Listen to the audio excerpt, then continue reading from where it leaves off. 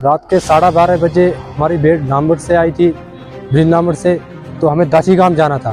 तो कोई 12:30 के आसपास एक टेम्पो वाला आया।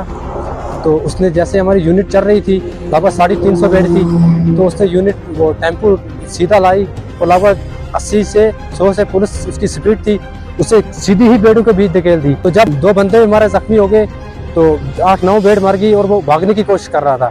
उस भागने की कोशिश में से वो टेम्पो को घुमा रहा था, जिसके आसपास कोई 40-45 उस टाइम मर गई, अभी भी मर रही है। आप देखो, ये देख ट्रीटमेंट चल रही है इनकी। वो 40-50 वो मर गई, 30-35 और छोटे बच्चे थे जो 10-20 दिन के, वो पता नहीं कुत्तू उन्हें उठा ली या फिर कहीं घूम गए, कुछ पता नहीं। अभी 2 बंदा हमारा हॉस्पिटल अंतनाग एडमिट है और बंदे को भी कुचल दिया, उनको भी कुचल दिया।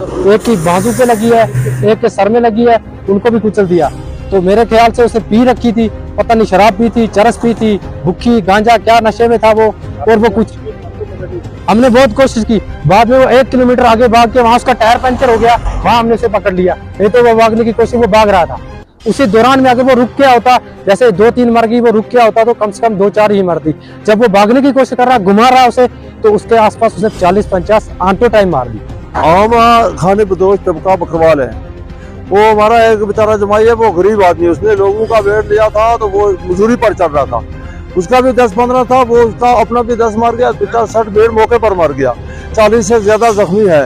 तो हमें इंसाफ चाहिए गवर्नमेंट, ताकि हमारे पर इंसाफ करें। हमारे साथ ये बुरा एक नतीजा हुआ है कि गरीब मारे गए। तो लिहाजा मैं गवर्नमेंट को चाहता हूँ कि हमें मदद होनी चाहिए, कोई मदद दें, इंसाफ करें हमारे पर। बात यह है कि भेड़ सब मर गई, अब हम रोजी रोटी इसी से पैदा करते थे और हमारी खेती नहीं, खेती जो पहले थी तो वो गवर्नमेंट वापस ले रही है। पहले माल इस पर खर्च दिया, अब वो भी खत्म तो ये भी खत्म, तो हम गरीब कैसे बचेंगे? हम तो मर गए।